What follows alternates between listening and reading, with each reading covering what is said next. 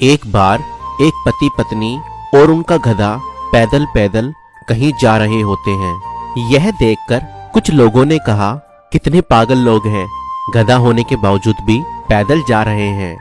यह सुनकर पति गधे पर बैठ जाता है और आगे चलने पर फिर से कुछ लोग उसे देखकर कहते हैं, कितना मतलबी आदमी है, खुद गधे पर बैठा है और पत्नी को पैदल चला रहा है।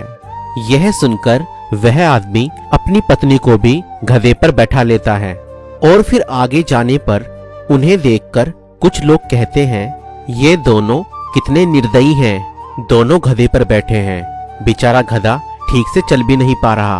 अब यह सुनकर वह आदमी खुद गधे पर से उतर जाता है और अपनी पत्नी को गधे पर बैठा देता है।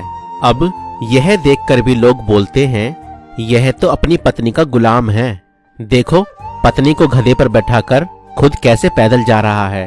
और फिर वो दोनों गधे को ही अपने कंधे पर उठा लेते हैं।